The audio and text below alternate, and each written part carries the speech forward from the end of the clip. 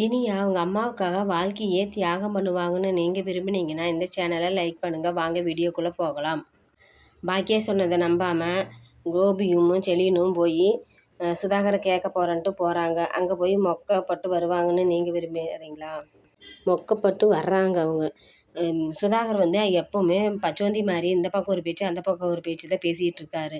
ஆனால் அதை செலினும் கோபியும் நம்பவே மாட்டேங்கிறாங்க. அந்த ஈஸ்வரி 3 பேருமே நம்பவே மாட்டேங்கிறாங்க. பாக்கியாவே ஏதோ ஒன்று சொல்லிகிட்டே இருக்கிறாங்க. இப்போ போய் கேட்க போனாலும் ஏங்க அவருங்க சம்மந்தி அம்மா என்னை என்ன நினைக்கிறாங்கன்னு தெரியல, என்னை பார்த்தாலே அவங்களுக்கு வெறுப்பாக இருக்குது, அதனால தான் என்னை ஏதோ ஒன்று போய் பேசிகிட்டே இருக்காங்க. நான் அப்படியெல்லாம் எதுவுமே பண்ணலை.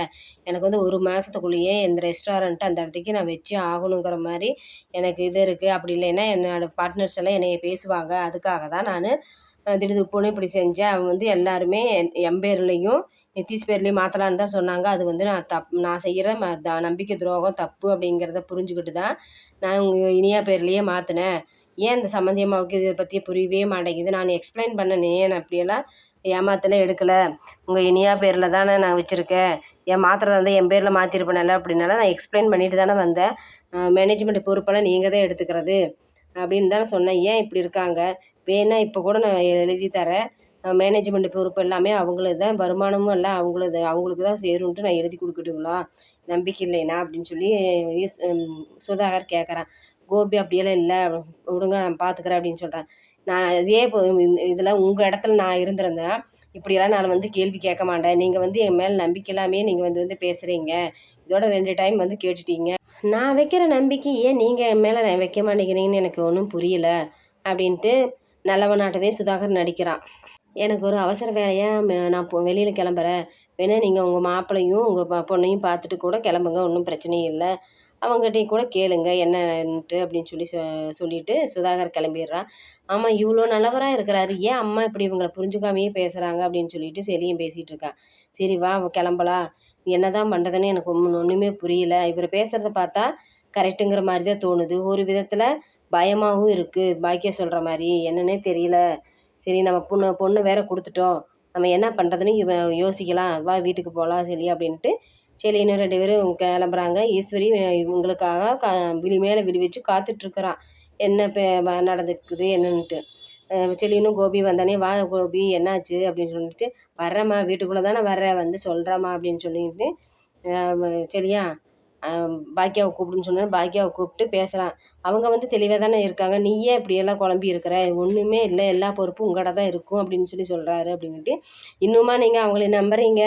அவன் ஒரு பச்சோந்தி, அதை மட்டும் புரிஞ்சுக்காமையே என்னையவே நீங்கள் குறை சொல்கிறீங்க. நான் இப்போ எனக்கு ரெஸ்டாரண்ட் என்னை விட்டு போனதை பற்றி நான் கவலைப்படலை, என் பொண்ணுக்கு ஏதோ ஒன்று ஆகக்கூடாது அப்படிங்கிறக்காக தான் நான் அமைதியாக இருக்கிறேன். இந்த ரெஸ்டாரண்ட் பிரச்சனைனால என் பொண்ணுக்கு ஏதாவது ஒன்று ஆயிடுச்சுன்னா நான் சும்மாவே இருக்க மாட்டேன், அதை மட்டும் நல்லா தெரிஞ்சுக்குங்க அப்படின்னு சொல்லி பாக்கியா சொல்ல, ஈஸ்வரி உனக்கு ஏன் தான் உன்னை இப்படி தப்பாகவே யோசிச்சுட்டு இருக்கிறியோ எனக்கு தெரியல, என்னமோ இப்போ என்னை எடுத்து முழுங்குற மாதிரி பார்க்குற, நீ அவங்களாம் நல்லவங்க தான், நீ தான் ஏதோ ஒன்று நினச்சிக்கிட்டு மனசு குழப்பத்திலே இருக்கிற, நீ எப்போ பார்த்தாலும் அந்த செல்விக்கு சப்போர்ட் பண்ணி பேசிக்கிட்டு அந்த செல்வியோட பையனுக்கு கட்டி வைக்க முடியலையேங்கிற கவலையில் தான் இந்த இதெல்லாம் பேசுகிறேன் அப்படின்னு சொல்லி ஈஸ்வரி பாக்கியாவை பேசுகிறான். ஆமாம், நான் சொல்கிறது எப்போவுமே உங்களுக்கு தப்பாகவே தெரியும், அதெல்லாம் நடக்கிறப்ப நான் அப்போ உங்களுக்கு புரியும், இருந்தாலும் நான் இப்போ சொல்கிறேன், ஃபஸ்ட் அண்ட் லாஸ்ட்டாக சொல்கிறேன், என் பொண்ணுக்கு மட்டும் இந்த ரெஸ்டாரண்ட் பிரச்சனையினால ஏதாவது ஒன்று நடந்துச்சு, உங்களையெல்லாம் நான் சும்மாவே விட மாட்டேன், என்ன பண்ணுவோன்னு அப்போ இந்த பாக்கியாவை பற்றி தெரியும், இப்போ பாக்கியா பார்த்தா உங்களுக்கெல்லாம் இலக்காரமாக தான் தெரியும், அப்போ நடக்கிறத பார்க்குறேன், அந்த ஆள் ஒரு ஃப்ராடுன்னு சொன்னால் நீங்கள் நம்பவே மாட்டேங்கிறீங்க அப்படின்ட்டு பாக்கியா சொல்லிட்டு கிளம்பிடுறான். இந்த இந்த பிரச்சனையிலேருந்து வெளியில் வரலான்னு நினைக்கிறப்ப இந்த கூப்பிட்டு மறுபடியும் மீண்டும் இந்த பிரச்சனையே ஞாபகப்படுத்துறீங்க, நான் இன்னைக்கு வெளியில் கிளம்புறேன் அப்படின்னு சொல்லிட்டு வெளியில் கிளம்புறான். வெளியில் இருந்துட்டு அம்மா எங்கே போகிறீங்கன்ட்டு பின்னாடியே ஓட, கொஞ்சம் நீ அமைதியாக எங்கேயோ விடுங்க, நான் எங்கேயோ ஒரு பக்கம் போய் ரிலாக்ஸ் ஆகி வர்றேன், என்னை தொந்தரவு பண்ணாதீங்க அப்படின்ட்டு ரெஸ்டாரண்ட்டுக்கு கிளம்புறான் பாக்கியா. ரெஸ்டாரண்ட்டில் போய் பார்க்குறப்ப செல்வியெல்லாம் வேலை பார்த்துட்டுருக்குறாங்க. செல்வியை கூப்பிட்டு தன்னோட கஷ்டத்தை சொல்லலான்னு கூப்பிட்றப்ப வேலை இருக்குது, அதை பண்ணுறேன் இதை பண்ணுறேன்ட்டு செல்வி முகம் கொடுத்தே பேச மாட்டேங்கிறா. கையை பிடிச்சி இழுத்து உட்காரு செல்வி, இத்தனை பேர் வேலைக்கு ஆள் இருக்காங்க, ஒன்றும் பிரச்சனை இல்லை, நீ என்கிட்ட கொஞ்சம் நேரம் பேசு அப்படின்னு சொல்லி உட்காரப்ப, என்னக்கா பேசுகிறது அப்படின்னு சொன்னால், ஏன் நீ கல்யாணத்துக்கு வரலன்னு செல்வியை கேட்குறப்ப செல்வி எப்படிக்கா நான் என்னை வர சொல்கிறீங்க, நான் இனியாவை தூக்கி வளர்த்துன பொண்ணு தான், இல்லைன்னெல்லாம் சொல்லலை, எப்படி நான் வந்தேன்னா கல்யாணத்தை தான் நிறுத்த வந்தேன்னு உங்கள் வீட்டு ஆளுங்க என்னை பேச மாட்டாங்களா, இதெல்லாம் புரிஞ்சுக்காம ஏங்க்கா பேசுகிறீங்க, இருந்தாலும் நீ வரலைங்கிறத எனக்கு குறை அப்படின்னு சொல்லி பாக்கியா சொல்ல, சரி ஆகாஷ் நல்லா இருக்கானா? நல்லா இருக்கா அப்படின்னு சொல்லிட்டு, ஏன் இப்படி பேசுகிற அப்படின்னா, ஆமாம் அவங்கவுங்க வாழ்க்கையை பார்த்துட்டு தானே எல்லாம் போயிட்டீங்க. என் பையனோட வாழ்க்கை யாரும் நினைக்கலையில்ல. அவன் எட்டாத கனிக்கு ஆசைப்பட்டது தப்பு தான். இருந்தாலும் அவன் இப்போ அனுபவிக்கிறான். ஒன்றும் பிரச்சனை இல்லைக்கா, அவன் நல்லா தான் இருக்கிறான். கோச்சிங் கிளாஸ் சேர்த்து விட்டுட்டேன். அவன் படித்து பெரிய ஆளாகி வருவான். அப்போல்லாம் நீங்கள் அவனையெல்லாம் அண்ணாந்து பார்க்கத்தான் போகிறீங்க அப்படின்ட்டு செல்வி சொல்ல, சரி இனியா பாப்பா எப்படி இருக்காங்க அப்படின்ட்டு, நல்லா தான் இருக்கா. அப்போவுமே நான் சொன்னேன் எதுவுமே யாரும் கேட்க மாட்டான்ட்டு. இப்போ கல்யாணம் பண்ணி வச்சாங்க. இப்போ ரெஸ்டாரண்ட்டையும் அவன் அந்த ஆள் இனியா பேருக்கு கிஃப்டாக கொடுத்தேன்னு சொல்லி எழுதிக்கிட்டான். என்ன பண்ணுறதுனே தெரியல செல்வி. என் கஷ்டத்தை சொல்கிறது நீ ஒருத்தி தான். நீயும் இப்படி என்கிட்ட உட்காந்து பேச வேண்டான்ட்டு போகிற அப்படின்னு சொல்லி எல்லாமே ரெஸ்டாரண்ட்டு நம்ம வேலையை முடிச்சுட்டு கிளம்புறாங்க. செல்வி அக்கா நான் போயிட்டு வரேன் தாங்க கூட்டிகிட்டுன்னு கையில் சாவி கொடுக்குறப்ப, ஏங்க்கா இந்த ரெஸ்டாரண்ட் இனியா பேரில் மாற்றிட்டேன்னு சொல்லி சொல்கிறாங்க, அது உண்மை அப்படின்னு. ஆமாம் செல்வி நான் மாற்றல, அந்த ஆள் மாற்றிட்டான். நான் ரெஸ்டாரண்ட்டாக புள்ள வாழ்க்கையான்னு பார்த்துக்கிட்டு இருக்கிறப்ப என்னை என்ன பண்ணுறதுனே தெரியல. இந்த ரெஸ்டாரண்ட் பிரச்சனையினால இனியாவுக்கு எந்த வாழ்க்கையில் எந்த ஒரு பிரச்சனையும் வரக்கூடாதுங்கிறதுக்காக தான் யோசிச்சுட்டு இருக்கேன். என்னால் ஒன்றும் முடியல செல்வி அப்படின்னு சொல்லி சொல்கிறப்ப, இந்த ஆள் இப்படியெல்லாம் பண்ணுவான்னு உனக்கு முதலையே தெரியுமில்லக்கா அப்படின்ட்டு. ஆமாம் தெரிஞ்சு தான் நான் அந்த கையெழுத்து போட்டு கொடுத்தேன். இவங்கெல்லாம் யாரும் என்னை நம்ப மாட்டேன்ட்டாங்க. எனக்கு அது கண்ணுக்கு முன்னாடி தெரிஞ்சது. இனி இந்த ரெஸ்டாரண்ட் அவன் எழுதி வாங்குறாங்கிறது மாதிரி தான் எனக்கு தோணுச்சு. ஆனால் நான் எதை சொன்னாலும் இவன் கேட்கல. சரி பிள்ளையோட வாழ்க்கைன்னு பார்த்து நான் சைன் பண்ணிட்டேன். இப்போ இப்படி பிரச்சனை வரும்னு தெரிஞ்சு தான் நான் சைன் பண்ணேன் அப்படின்னு சொல்லிகிட்ருக்குறான். எழில் இருந்துட்டு, அம்மா போலீஸ் கேஸ் கொடுக்கலாமா அப்படின்னு சொல்லி கேட்குறப்ப, போலீஸ் கேஸ் கொடுக்குறது ஒன்றும் பெருசு கிடையாது. நம்ம பிள்ளையோட வாழ்க்கையை பார்க்கணும். திருப்பி வீட்டுக்கு புள்ள வந்தானா அந்த பிள்ளையோட வாழ்க்கை வீணாக போகாதா, எல்லாம் யோசித்து தான் பண்ணணும் அப்படின்னு சொல்லி செல்வி பாக்கியா செல்விக்கிட்டையும் எழில்கிட்டையும் பேசிகிட்டு இருக்கிறான். இதில் இனியாவுக்கு இன்டர்வியூக்கு எடுக்க சொல்லி ஃபோன் வருது.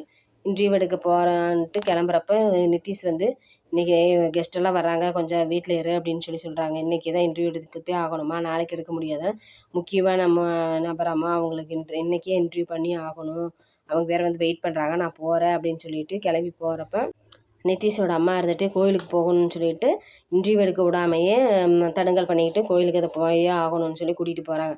அந்த கோயில் பிரச்சனையும் முடிச்சுட்டு இன்டர்வியூக்கு கிளம்புறா இனியா. நிதிஷ் தான் இன்டர்வியூ பண்ண இடத்துக்கு கூட்டிகிட்டு போகிறேன். இங்கே தான் சேனலா அப்படின்னு. ஆமாம் இங்கே தான் அப்படின்னு சொல்லி சொல்கிறப்ப, ஏன் அப்போலேயே சொன்னேன்ல என்ன மறந்துட்டேன் அப்படின்னு. இங்கே தான் அப்பாவும் வந்திருக்காரு, அப்பாவுக்கு இன்டர்வியூன்னு சொல்லிட்டு. அப்போனா அந்த இன்டர்வியூ எடுக்க போகிறது நீ தானா அப்படின்னு சொல்லி நிதிஷ் கேட்க, அப்படி தான் நாட்டிருக்கு, எனக்கு ஒன்றும் தகவல் சொல்லலை, பேரும் சொல்லலை அப்படின்னு உள்ளே போய் பார்க்குறப்ப அதே மாதிரியே சுதாகர் உட்காந்துருக்கான்.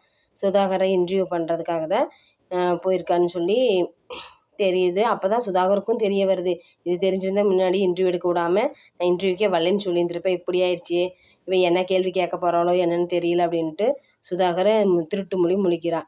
ரொம்ப நேரம் காக்க வச்சு இன்டர்வியூவும் எடுக்க போகிறான் இனியா. இன்டர்வியூவும் நல்லபடியாக முடியுது. ஆனால் இப்போவுமே ரெஸ்டாரண்ட் பற்றி தெரியல. ஆனால் ரெஸ்டாரண்ட்டை பற்றி தெரிய அவளோட சேனல்லையே மாமனாரை போட்டு கிளின்னு கிழிப்பான். அந்த ரெஸ்டாரண்ட் எப்படி இருந்தாலும் இனியா அவங்க அம்மா பேர்லேயே மாற்றி கொடுப்பான்னு உங்களுக்கு நம்பிக்கை இருந்துச்சுன்னா இந்த சேனலுக்கு லைக் பண்ணுங்கள்.